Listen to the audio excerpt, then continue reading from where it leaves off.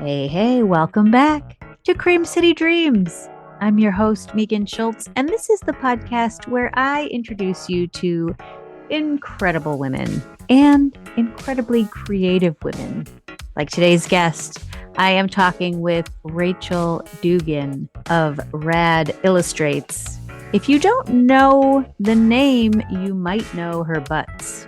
I'm not talking about her butt, I'm talking about the ones she draws. But in this conversation, we go deeper than that, lest you think we just talk about our backsides.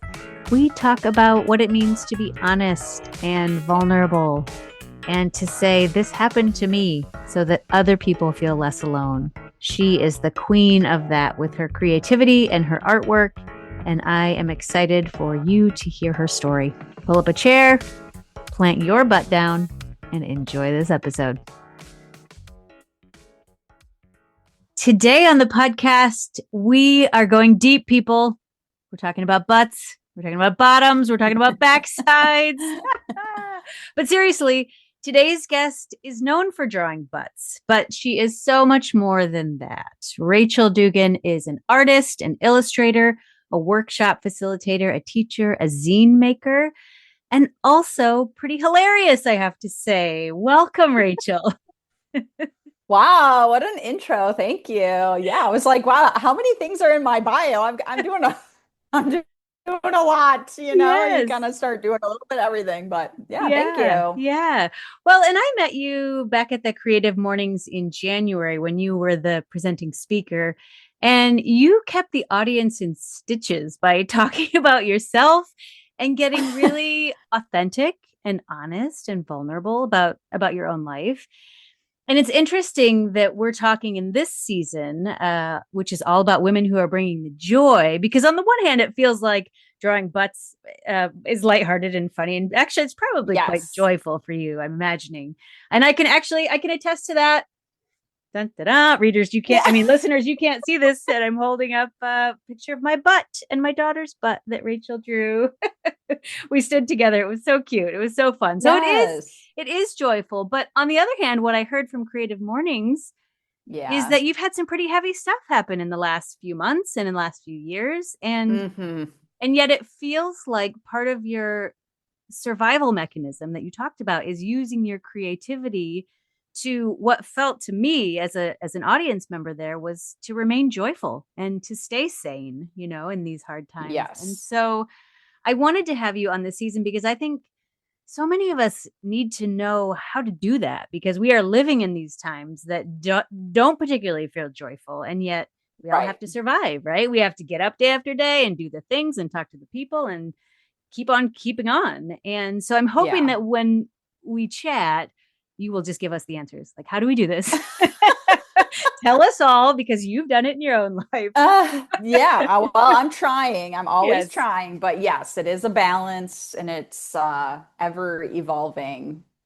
Just, Yeah. yeah, trying to find the way. Yes, yes. Well, okay. So let's start here. So for those who maybe don't know you, and for those who are hearing me say she draws butts, and who may be like, what is she talking about? Can you describe Yeah. that? What that means? Because that could go in a lot of different directions for people. So let's just clear that up. Yes. Yeah, absolutely. So I draw butts. I pop up in public events, private events, things like weddings, birthday parties, elopement parties, corporate events, kids parties, like you name it. People hire me and I show up and I draw butts on the spot. It's quick, it's pain-free. People just turn around, I doodle, and then they get the original on paper. I don't do caricatures, I don't roast people's appearances. It's like I try to get it as close as possible, and I want people to feel good and have a good time. I started doing this years and years ago, sort of as like, I want to draw, I want to sell my drawings, and I don't want to just sit with a table full of merch. I want to like have something interactive. Mm. And so I had a small menu of items, including the butt portrait. I just kind of threw things at the wall, and that stuck for whatever reason. I had no idea that anyone would even want it. But out of the other options, which I think I had like paranormal portraits, I was doing like witch portraits, like kind of like Mm. weird stuff, which was fun but harder than drawing a butt. And then people just wanted the butts. Yeah. So I thought, okay. And then people would contact me and just be like, would you come here and draw butts? So it really felt like it was like a tiny idea that then people just liked. So then I evolved over time with offering it in different ways. So it's like I offer it online too, so that way people in other states and cities can do it through the internet. They, But they just send yeah, you a picture of their, and yeah, let's yeah. to be clear, listeners, these are not naked butts. These are butts with jeans or butts. I mean, maybe they could, maybe there's a few. I don't know. You can tell me if there Yeah, is. yeah. Sometimes like online is kind of like the safe way. Well, safe in quotations, like if you're comfortable with it, but yeah, it's not like explicit. It's very like everything's very tasteful. It could be flirty, it could be just like fun, it could be a whole family. Like I've done like best friends in their 60s all lined up, grandma and grandpa butts, like yeah, like mom and daughter, but like it's really just about like capturing a moment in time Yes. and hopefully like finding acceptance and like joy with your body because that's hard Mm, too. And it's an original drawing. So how many people have original drawings? Like it's cool to be able to provide that in a really quick way. yes. That's also maybe a little funny, but can feel like special because it is in the moment happening. Yeah. I love what I think you maybe touched on this in the creative mornings, but there isn't judgment either. It did feel really body positive and Yeah. Yeah, I get every walk of life that comes to my like station or booth, or when I'm at a wedding, I'm in front of a lot of people who are not familiar with my work at all, and I get every kind of reaction from like love it, hate it, and everything in between. But I get a lot of people saying like make my butt smaller or make my butt bigger or I hate my butt. And all that clutter, and I try to just be like, you're in good hands. Don't worry. Like, everyone's their own biggest critic. So having fresh eyes on your butt, and it's like you might see all your flaws, but like I don't see it that way. I'm just trying to Mhm. like capture the details of your pants or the pattern of your skirt or the height differences maybe that can capture like your family. I don't know. So Yeah. I really just want people to like be happy. Like I would never want to hand something to someone and them go, "Oh my God, I hate this," or like, "Ew, this is me." Like that's a fear of mine because Yes. it could happen at any point where, you can't please everyone. And some people view my art and my drawings or just in general, like see things differently. People see things differently. So, but the goal is to accept your body, feel good in the moment. Like we're all organic matter. Like time is limited. Like it is what it is. Not that deep, but yeah, Yes. everyone comes to the booty booth with a different set of baggage or excitement or fear. Yeah. Who influenced your drawing career? How did you know that you wanted to go into artistry and illustration? Yeah, so I grew up in a really creative house. So, growing up, my dad was like a big artist in our house. Like he was a roofer, so he worked in the trades, and he never got to like have a career in the arts. But every day we would just like have fun making stuff out of nothing and like very humble means. Like we would make board games out of cardboard. Mm. We would draw all of our like holiday decorations, and we would doodle weird creepy faces and like listen to the doors and like I don't know, there was never like it never felt like gendered. It never felt like, oh, you can't draw that or you can't be weird or you can't, it really was just like is if you had pen or marker or crayons and paper, like you could make anything. And so my whole life I was always drawn to drawing, not to, be too cheesy, but something about how accessible it is that most people in your house, like you could just draw, like you have what you Mm. need to do it. That really stuck with me. So I was definitely an art kid in high school.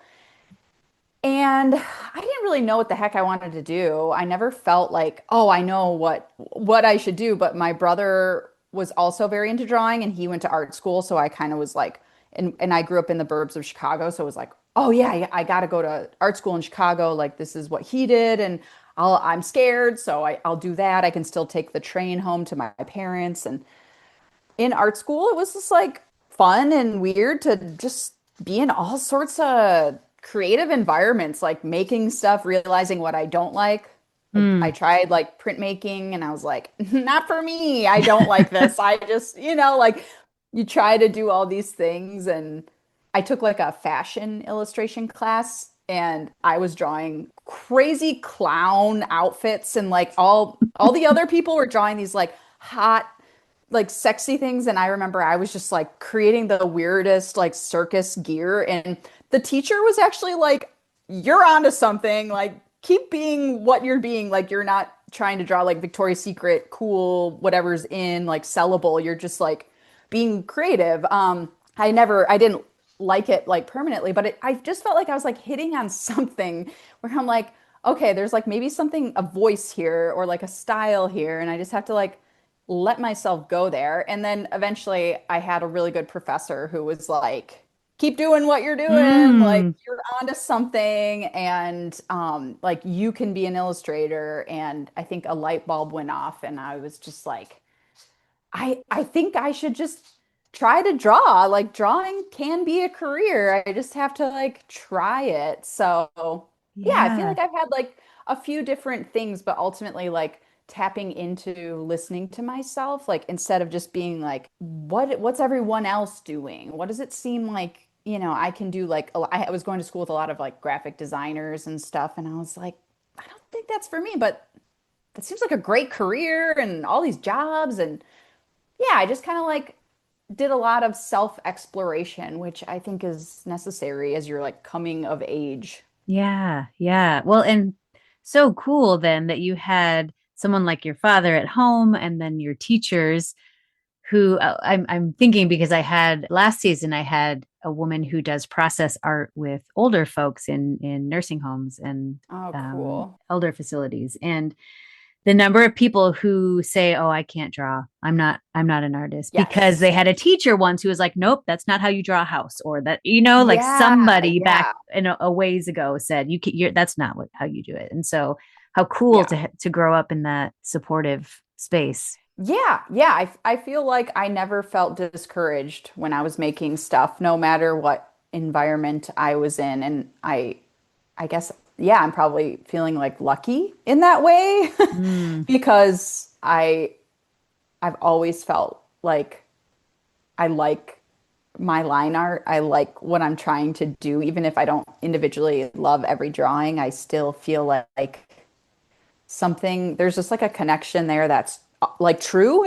I'm not forcing it. I didn't have to like create a facade or something. So yeah, it feels like it's me.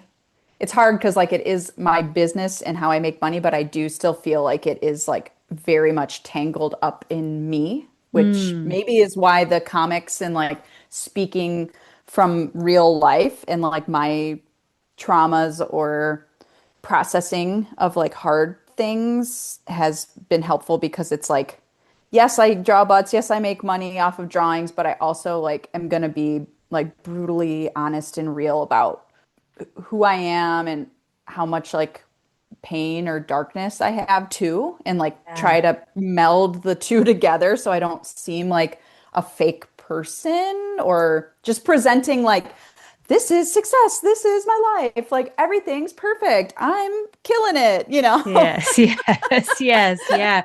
Well, that was what was so inspiring at the Creative Mornings talk because you got real with the hard stuff and you Yeah. were like, you know what? And one of the things I really try to do with this podcast, and the reason I started is because I want listeners to see and hear the stories of women who had hard things happen, who did hard things, and then who came out the other side, right? Like, so Yeah. one of the things you talked about was some of your um, body issues, and I'll let you decide how much or how little you want to say, Yeah, and I yeah, can put the link to the to that talk for sure in the show notes, and I would encourage everybody to go back and listen to that. But you had these issues for yourself and you thought, I cannot be the only one who's feeling this, right? There have to be other people out yeah, there, other women in one of the cases, right? So I'm going to write about it yeah, and I'm going to share it. And once you did, they were like, hell yeah. Like they came yeah. at you with like, me too, me too. Like I didn't know I was Yes, the only one. And so, yes, yeah, can you talk a little bit? I don't know. And again, I'll let you share what you want to share, but yes, yeah, yeah. Yeah, totally. I think having periods, like periods can be really challenging. And I never really had like a positive relationship with my period because it just felt like it came too early. Like I felt like I was a kid and I just wanted to keep being a kid and I didn't want to all of a sudden be this like woman like in yeah, a child's body kind of situation where I'm like, oh, I don't want to deal with this. Like I just want to yeah, keep like having fun and playing and not like being in pain at school and yeah. trying to hide it because, you had to like pretend because it's disgusting or, the views of society. And anyway, so I, through processing it and like reflecting back, I thought so many of my friends have had hardships with their periods, their bodies, their cycles. And so in my 20s, that's when I started doing period stories and illustrating other people's stories, like starting with mine. And then the stories just came rolling in. And Mm, they were so wild and like harrowing, traumatizing, hilarious, like really hit on everything. And it's like, God, this is gold. Like there's so much content here to like pull from. Like so you could be so inspired and so it was cool to do that because when I would share things, some people would comment and be like, "Oh my God, like this happened to me." Like it just opened it up or even some like men would be like, "Wow, I had no idea," kind of thing where I mean, I was born in the late 80s, but it's just the culture of like staying quiet and not openly talking about things that are perceived as like ugly or gross or inconvenient to other people's ears. I mm, never liked that. I never liked that because I had so much pain. Like I just felt like I was very often in pain and pretending. And so, yeah, like opening that up to other people just made me feel less like an alien. And then now I'm like, whoa, I'm getting close to perimenopause. Like, I mean, I know things are happening, but it's like yes. more stuff is very near. And I keep thinking, this is going to change everything because I'm going to have to like open up perimenopause stories Oh and my like gosh. Yeah. investigate that chapter where it's another thing that like we don't talk about enough. We don't know enough. Like people are silenced because it's uncomfortable for other people. And I don't like that. Because I like being expressive and I like connecting with people and I want people to feel safe with me and with other people to like just Yeah. be real. Like so that way we can make it more comfortable for each other and hopefully also younger people have Yeah. a different socio, whatever climate for it. And I think it has been changing, but also we're in like very volatile, scary times right now where it's like, it could swing back, everything's Right. just like, yeah. So, Yeah. I actually wrote on my notes, I wrote, waiting for you to get to perimenopause. yes, I can see it yeah. like it's coming. And I feel like the floodgates are opening a little bit for all of this conversation to start happening. I don't know if you know Rebecca and Teresa of Interwoven, Yes. who Hmm. are all about pushing this middle phase of post pregnancy for those who opt for that route to Yes. menopause and that in between. It's real Yes. and people are talking or starting to talk. So I'm glad that you are going to be willing to draw that because we'll. Yes, yeah, and I think it kind of comes down to like women often being pushed to be like one-dimensional beings, Mm, and sort of like we only want what's pretty or what's like feminine, seen as feminine, or being so strong. You're so strong, like, and in turn, I'm just like, no. Yeah. Like For sometimes real. things are like really brutal, really uncomfortable, really scary. Like we should know more about what to expect and how to make it better potentially, how to connect with other people, and then how people in our lives, male or female or whoever, can support us as we go through all of these grueling transitions, like these life transitions that feels like it's never ending. And Yeah. yeah, Yeah. like I'm starting to get grays. I'm my skin change, like you just start seeing these things happening and you're like, damn, okay, we're Here we go. here we go. We're going into another chapter. And it's fascinating, but also terrifying, Yes. trying to Yeah. like find your way. Yes. No, I hear you. It seems like it would, I don't know. I have a daughter who's 7, so we're not yet to the period stage, but I wonder what the Yeah. books are like out there for young girls. It feels like this could be a really fun way to illustrate what's coming. Maybe not some of the most traumatic stories that you Yeah. you got for little ones, but like some a little Yes. bit traumatic because it's good to be honest too, and not just all red tent celebration, which I is also fabulous too. But those real Yes. stories are important. Yeah, yeah, no, totally. I've like contributed period illustrations to a few books over time. And I think a lot of those books, I mean, it's been a couple years. They are definitely geared towards younger people, like a period journal with like a lot of illustrations and prompts. And I've been like a contributor to that. And then also like flashcard kind of thing. I think it was an organization called Hey Girls UK that's like working on ending period poverty in the UK. And so I feel like there's more than there was when I was first got Hmm. my period, and I'm sure it will continue. And I've definitely had it on my list to because I have all the stories, I have it all, and I'm like, I want to make a zine. So Mm. it's very accessible cost wise. But my idea, my concept, because I did pitch this to publishers and nobody went for it. But periods from hell, and maybe not. Maybe if like kids or younger people get like some of the other more like positive whatever, but then mine's like maybe the humor and the like freak fest of like Yes. like every kind of story and every kind of like whoa. Yes. It's good though because like every single person in those stories survived. Like they survived. Even I illustrated a story about someone who got TSS, like Mm. toxic shock syndrome, Yeah. when they were like a teenager and had to be hospitalized. They nearly died. Oh my goodness. Um, and like when I talk to them, like they're fine. Like but it was really informative because you read that on the tampon boxes and you think, whoa, this is pretty serious business. But then you never hear about anyone having it or getting it, so Yeah. it doesn't really feel real. Yeah. Um, but it's very real, and you got to be super careful how long you have a tampon in. And there's a lot of chemicals and weird stuff in these products, and you just don't think so. You don't think about it because it looks like it's one ingredient. You Yeah. don't. Yeah. But yeah, I feel like there's so much potential for like repackaging and putting out period stuff. I do want to put that together. I think that that could be really cool and Yeah. Yeah. like yeah, for everyone in some way, maybe. Yeah, I'll have to connect you if you're not already connected with Megan Johnson at Milwaukee Diaper Mission, but also the Yes, period yes. poverty stuff that they work on as well. Yes, yeah, absolutely. I 2 years ago, they hired me to do butts for Mm. their fundraiser on a boat. I drew butts on a boat.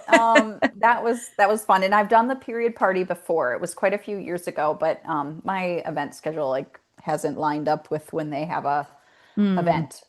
But yeah, no, I think it's great. I feel like there's so much more activism around periods nowadays, which Yeah. is nice because it really normalizes things. Like period isn't a dirty word; it's like more commonplace, and Yeah. that should be That should be how it is. Yeah. yeah, Yes. yeah, Going back to what you were saying, because I know I was thinking that when I asked who was inspiring to you, you would say your dad.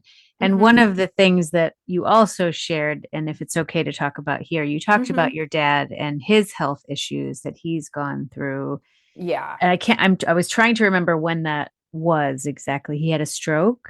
Yes, he did. And it was this August, it'll be 15 years. Okay.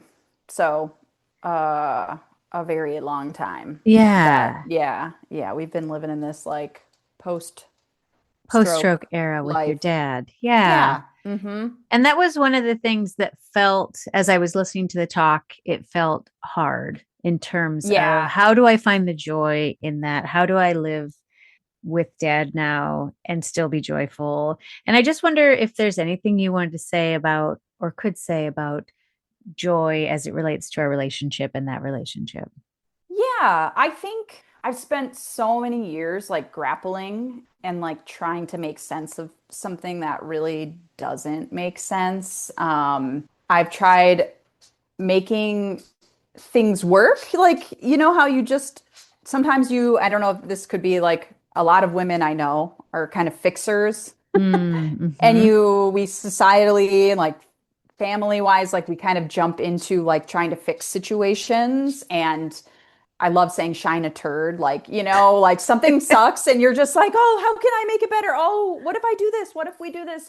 I'm gonna make this special, like you kind of like spin your wheels and maybe sometimes stuff works. And then sometimes you just come to the realization that sometimes it's more just about acceptance and then taking care of yourself. And I think that that route is harder than constantly throwing ideas. Oh, we could try this. What if we do this? Oh, I'm gonna do this now. This will make it better. This will make, it's taken me so many years of therapy and exploration and like, yeah, using my comics and drawing and writing to kind of realize that you have to put yourself first. And sometimes that's the last thing you want to do because you Mm. just want things to be awesome or better or and Shiny. you just yeah shiny and you realize that like sometimes like life is really brutal and sometimes like things are just hard and you're not gonna one get the person back. I think, when you lose someone, the original person to a stroke or traumatic brain imagery or injury, sometimes you just think something's gonna be there or I just have to find it or I just have to make it. And then many, many years later, sometimes like accepting the reality is what you have to do. And it hurts, but you can kind of move on. Like there is a piece where you can move forward in acceptance. And so I feel like I have a uniquely painful but also interesting relationship in my mind with grief because I have my old dad that I miss and that it's almost hard to even fully remember or go there. But I also have like a different person and a different set of memories and different personality quirks. And so it's hard. It's an ongoing thing. I like just last night I went to a grief group, a Milwaukee grief group. Mm. And that was my first time going and it was really awesome. I was like, wow, I'm sitting with people who have equally but totally different pain and we're Mm. all sharing it very openly and like they just get it. Like if you can just be around people who get how hard life can be and is, Mm. that like last night I just thought, oh, okay, I'm gonna keep going to this. Like this was helpful for me. And so it's kind of like that. Like I feel like I used to try to fix my family and try to fix each person, and I fall into those old habits easily when like something bad happens, like a house fire, like things hitting the fan, like, oh my God, this is happening now. I have to fix it. But now I'm like, how do I like fix how I feel and how do I tend to myself so I can be okay and I can like live my life and put the focus back on me as a person and how I want to live my life. So yeah, Mm, it's complicated. It's incredibly complicated and it's like I can't really sugarcoat things. This year has been one of my worst years of my life so mm. far. But I'm like taking it day by day. I just feel like I can't think about the future right now. I can't focus on much else other than like, what am I doing today? And what am I getting paid to do? What do I need to focus on work wise? And like getting through that. That's been like helping keeping me grounded and just like managing the chaos of stuff that's going on. I love that you were at that group and were surrounded by people who were like me too. Feels like full circle as a gift to you for the gift that you probably gave all those women a decade ago when you started the period stories, right? About, yeah, we're in this together. And maybe that's that sort of in real life connection is what we need more of instead of. Yes, yes, totally. And I had been doing a ton of research on like grief support groups and things, and I saw there's a ton out there. There's virtual groups, there's hospital kind of groups, but nothing felt quite right because I have like ambiguous grief, which is not the same as like someone fully dies grief. Mm, So then I feel like I don't fit in anywhere. I don't want to take up space where people are like, well, my loved one actually died and you still have something. It's so complicated. And when I yeah. went to this group, they were like, no, you're 100% valid. You do not have to justify your grief to us. And I think just like sometimes it can feel really lonely and like you're alone in how things that have happened in your life. And I mean, I was in my early 20s when this shit, like the stuff, pardon me, this stuff went down. Right. And so that's that's been my entire adult life. And it's heavy. And you realize like there's a lot of people walking around with like backpacks full of cement, like it's Mm, not just me. It's like, and that gives you comfort that you're not alone and there are other people and there could be people like living up the street from you or like your neighbor. You just maybe don't talk about such intense things with them until you yeah. go to a group and you like are open enough to like show up and see what might happen. Yes. I feel like I was talking to somebody recently about social media just because I've been on this kick all summer about giving it up and detoxing or stepping away Yeah, from it. yeah, And just talking about how, social media was set up initially probably with good intentions to be social and yeah, connect and get us feeling in community with each other. But is it now because what we put out there is our best selves and our pretty selves and our yeah, vacation selves? Like yeah, we don't, it's turning into like isolation media as opposed to social yeah, media, right? So yeah, you wouldn't know if your neighbor has a cement in his backpack because he just posted that he was in the Bahamas and he looked fabulously tan. yeah. Yeah, totally, totally. So it's like I often I can get like caught up in envy. Like Hmm. I envy people that I think have like a carefree life and but nobody has a carefree life and I think Yeah. sometimes like doing drawing butts and stuff I've gone to a lot of family related stuff and sometimes it's like it like tugs at my heartstrings a bit to be at someone's wedding and see like their parents and I see like their dad like Mm, like, or I've done like a graduation, like a high school graduation party, and it was so sweet and it was so fun and everyone was so kind. And I thought, wow, like it made me think back to when I was 18 and I'm like, God, I only had a few more years after that before things got really bad and hard and I never would have saw it coming. And I'm just mm, like, all these yeah. people, like I just get like nostalgic and like a little envious of like, oh, they have like a dad or their family's not like, got lots of stuff, lots of Yeah. pain. But then it's like, of course, I'm seeing the best version of people. It's a party, it's a Right. public setting. It's Right. like, But naturally, that's what we do. It's kind of like Christmas time where you see all the Christmas movies and commercials, and you're like, families are perfect. And then it's like, well, no, families Yeah. all have their dynamics. Like years are better than others, and everyone Yes. has something. But yeah. Yeah. Well, it feels I recently was watching a talk with Elizabeth Gilbert. I'm sure you know her of Eat, Pray, Love and Big Oh, yeah, Magic. yeah. And she said something and I couldn't go back, couldn't find the exact quote, but it was something like the opposite of depression isn't I don't know, positivity or whatever.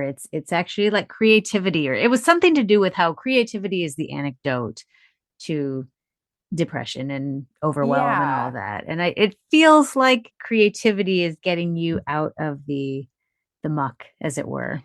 Yes, yeah, totally. I think I have like a mantra where I try to draw every day. Mm, The goal is to keep that well lubricated. It's kind of like if you don't use it, you lose it. And so hmm I always think to some degree each day I want to draw. And these days I get most excited when I have time and I can actually just be like, oh, this afternoon I'm working on a comic and it's like something personal or something funny or weird that happened, or I'm exploring a topic that I've wanted to. And it's like, it is kind of like journaling, but it's also storytelling and then it's also drawn, so it's visual. And I have a massive list of ideas at all mm, times, like probably like 70 things on that list. It's wild, but it's you get an idea and you got to just like jot it down before you yes. forget, and then you can go back and decide what you want to do when. And I really like sometimes it's like you almost feel like I can't go there. Like, and there are certainly things that I currently am like, oh, I can't even go there. But then I can go somewhere else, or maybe next year I'm gonna go to that thing because it feels ready. Mm, So it's like constantly checking in and deciding what feels right to express, but knowing that it'll feel good. There's like, it's very cathartic, like to release something out of you in a way that you're not trying to like trauma dump on people, but you're just expressing how you feel, like that, like we are humans, like everyone needs to be expressing emotion or expressing experiences that are tough, because like that's actually what makes us human and connects us with other people, but can be yes. hard to just like take the first step into doing that. Yeah, yeah, which is why I'm so grateful for people like you who do that and who put it out there and who say the embarrassing things or say this happened to me, and I live to Yeah. tell and I'm here to tell about it. So, Yes. speaking of that, I am curious, was your creative mornings talk like for those of us in the audience who might think, "Oh, I could never do something like that." What was that Oh, experience like? yeah. It's so funny that you asked that because I, I mean, it feels like forever ago when it was in February, but it actually feels like a lifetime Mm, ago. I wish I could remember more. I think I was so nervous that I kind of blacked out a lot. Like I really had to be super hyper focused in order mm, to just do it. So then, like, I mean, I remember you beforehand, like getting me in the room with my partner and like being like, just kind of like, oh my, like the before, the during, I feel like the during and after, I don't remember very much. I do recall that I was not anticipating hearing the crowd react. mm, mm. Because I had practiced my speech over and over and memorized it. And it was kind of long. It was definitely between like 20 and like 27 minutes, depending on the day I was practicing. And I was trying to keep it tighter. And when I started giving the speech and people started laughing, it kind of threw me off because I was like, I didn't plan for breaks. And so then I'd have to like be like, well, oh, okay. Like this is like a give and take here. I don't know why. I just was like so focused on like getting it all out that I didn't expect to have it be such a like back and forth. So that was very interesting. It obviously was good because it felt like it was resonating. I think my Mm-hmm. biggest fear was that I would see people getting up and leaving or people on their phones and being Mm. like, "Oh, okay, I lost them. Like nobody cares. This is boring." So the fact that like most of the time when I looked out, like people were fully engaged in what I was saying.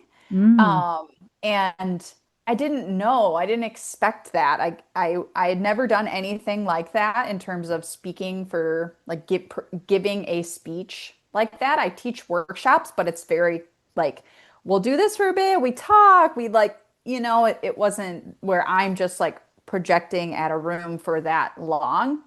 Um, it made me feel better about my brain. I was like, I can memorize things. Because, like, I don't know, I don't memorize anything anymore. So I Yeah. was like, Yeah. oh, this works. I can actually do this. So it was such a cool experience. Yeah, like it was almost like an out of body experience for me because it felt like I had to go to another plane just to do it because it was so out of the norm for me to do something like that. Yeah, yeah. Well, and you know when people are laughing and not getting up and leaving that they are definitely that it's resonating, that it's hitting a chord because there was a lot of I saw a lot of head nodding in the audience, like, oh yeah, yeah. Which again Yeah. just reinforces that point that, when you say something that people resonate with that is so Yes. real and so honest that people connect. Totally, totally. And like seeing like I saw a few people wiping their eyes. I was like, "Whoa." I just, and I kept thinking, "Don't cry, Rachel. I really want you to get through this." It would be totally fine if I cried. I just wanted to feel in control of my body in that moment. So Yeah. it's easy to like if you get off track or something unexpected happens, like it can be hard to get back on track. So Yeah. I thought, Yeah. Yeah. I cry very frequently. So I'm like, if I could not cry during this speech, it would be awesome. And I could just feel like I know what I'm doing and I'm on track. I'm still on the train track. So Mm. that was good, but it was definitely very surprising. You never know how you are received by people, like, and this was a new venture for me to go out and give a speech about me, but it wasn't entirely about my work. It was like also about my personal life. And so some people might have just wanted to come and hear about butts and that would be it, like they don't want to know what's behind the butt, Right, like right, right. But that's just the top layer. That was just the top layer. yeah, yeah, yeah, totally. Yes. If people who are listening to this are like, I would like my butt drawn, or I would like to take a class, what are you doing this summer? What are you offering? Or even, beyond this summer too, how do people get in touch with you? Yes, yeah. Are you for hire? Yes, I am. Yeah, I have like a pretty stacked booking schedule for the remainder of the year, but depending on the date and the time, sometimes I can make things work. I have a website. I have like an events page where I post all of my like upcoming public events. I also Okay. have workshops information on there right now. Going into like wedding season, Mm. over the summer, I am excited that I'm going to be working with Milwaukee Public Library and Chicago Public Library to be doing teen illustration workshops. Oh, Um, cool. in summer, yeah. So in late June through July, I'm doing teen illustration workshops, and those will be free for the public, free for teens. And then come fall, I always do a Halloween workshop. I'm going to do one for all ages with Milwaukee Public Library, but I'm also going to do my very zesty adult one, which if you're like, you like all things pumpkin spice and weird cryptids, check it out. I mean, I know it's a long way till fall, but it's my most exciting time of year. I absolutely love Halloween and I've been doing a Halloween workshop for over 10 years now. I think actually it's like 13 years. Oh, Lucky fun. 13. Yeah. And then, yeah, I'm going to be popping up at events. I'm not sure what yet, but I will. I'm on social media. I always let people know where I'm at. And yeah, it'll be fun once the like weather changes and it feels like summer and getting out and doing stuff. So Yes, Yeah. yes. Yeah. Love it. Love it. Well, this is a season about joy, and this is a podcast about Milwaukee women. So I'm going to end with two questions that I ask everyone. The first is, who is a Milwaukee woman who inspires you, who you see as living her dream? Oh, wow. What a question. Yeah. Ah! It's funny because like there are so many artists and makers who are women. Like I feel Mm-hmm. like it's like mostly women putting themselves out there and like Yep. doing things. So it's really cool when I'm like at an event and it's like mostly women selling like whether it's like selling vintage or making something and doing things like Peach Beast, Mm-hmm. Eleanor. Just Mm. yesterday, she posted something online about like burnout and just like being a solo entrepreneur.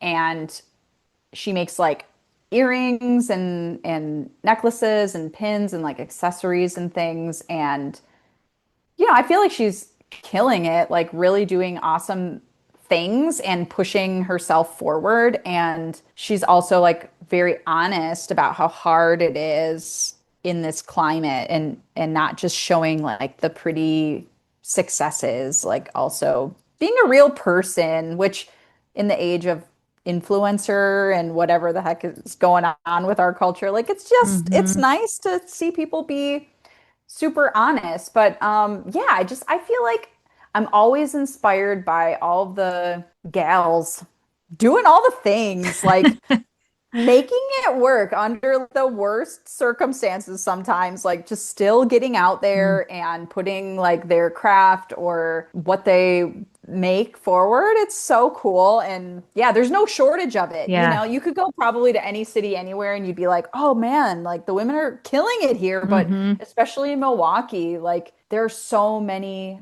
women doing hard things all the Yeah. time. And it's like a good community to like lean on because we're all, I mean, I feel like we're all rooting for each other, even if we're doing totally different stuff. So, Yeah. Yeah. Or even if you're doing the same stuff, it feels like yeah, yeah, there's totally. not elbowing competition. And I mean, I'm sure there Totally. is in some industries, but just the ones I've interviewed on the podcast, it just feels like we lift each other up. Well, yeah, because it's like if they do well, you do well, or it pushes your industry forward. So it's like local illustrators doing well. Like I want that because then it means something for the industry I'm in.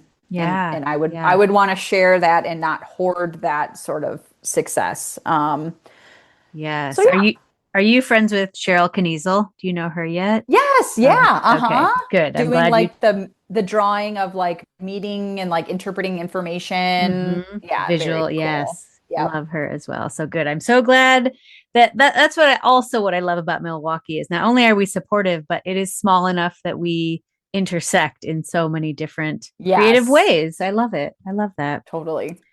Well, and the last question I'm asking everybody, particularly on this season, because it's about joy, is if there are listeners who are just not feeling the joy and just looking for advice on how to live more joyfully or what they can do or ways to find more joy in their life right now, what do you suggest? Would suggest going for a walk. Mm, I prioritize walking every single day, and I have found that that has probably been one of the biggest things that have helped my mental health. And also just like stopping thinking patterns because you kind of have to be in the moment to some degree, or you try to be. And when I go for walks, especially now in spring, I'm a lady of a certain age, so I've started birding. I feel oh, like, I'm not going to act like that's special because everybody loves birds, but there's something really magical about being in nature and just like slowing down and observing and being in the moment. Like, how often are we actually in the moment? Like, very rarely. We're constantly like overwhelmed by stimulation everywhere we look and to-do lists and work, family, whatever. So,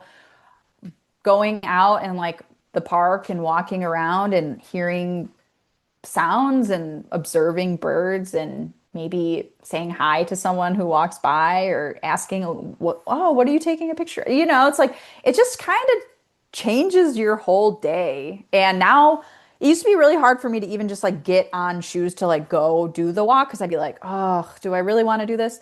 Now it's like what I look forward to the most every single day. It's like Hmm. the best part of my day every single day is like me time and alone time and also like nature time. And that helps me just like center myself and find like joy in small things. Like sometimes when like big things are bad, like maybe just like take it down to like a micro level of like teeny tiny bits of Yes. joy. And then maybe, you'll build upon that and start seeing things differently or feeling things a bit more. But you never know what you can see on a walk, man. You can just like see something weird happen. You could be like, oh, I've never noticed that house. It's painted so cool. Or I saw a raccoon baby. I don't know. Like there's all sorts of like cool things around the corner. You just have to start watching for it. And yeah, I Yeah. like spotting things and Yeah. discovering things. Yes. Well, that doesn't surprise me given your focus on detail, and that's what you do, Yeah. right? You Yeah. are about finding the Yeah. details and the stitches and the little things Yes. in real Yeah. life. So that thank you. That is excellent advice. Yeah. And it's free. Yes, yes, So absolutely. Absolutely. Well, I'm so grateful that you could join on this season of Joy. I am so grateful for always for women who are just authentic and real and don't mind sharing themselves so that others can learn from them and feel less alone. So, yeah. Yeah. Thank you. Thank you so much for having me. I appreciate it.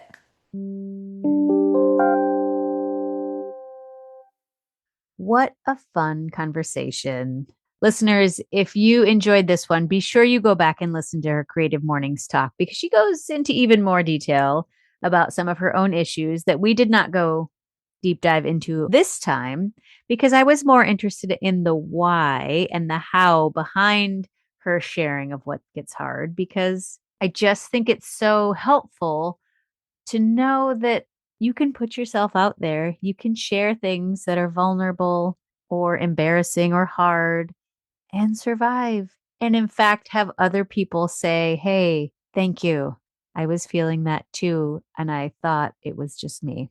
So I am so grateful for women like Rachel who are authentic and real and who don't mind laughing at themselves, really. One of the reasons we started this podcast and sat down to dream it up almost 4 years ago in a coffee shop on Fleet Street is because we wanted to tell those stories of how women got to where they are, how they decided to do what they do, and specifically local women in Milwaukee, so that their stories could resonate with our community, could feel like something that we could do too. Back then, Shelly and I were in the middle of the pandemic, and we were both looking for what are we going to do next? What are we going to do when we come out of this isolation? And who's going to inspire us? And so we just wanted to tell those stories of women that we saw as inspiring to show people that actually it's not that hard. And I think today's episode is a perfect illustration, not saying that things haven't been hard, but to say that it's okay to talk about the hard things and put yourself out there and look what happens when you do. I love that drawing butts was just one of the options when she first started out in these markets or wherever she was in public because she wanted to connect in real life and not just do things online. And that's what took off. And now, if you know Rad Illustrates, it's synonymous with butts and backsides. And just to see that story from humble beginnings to where it is now is so fun.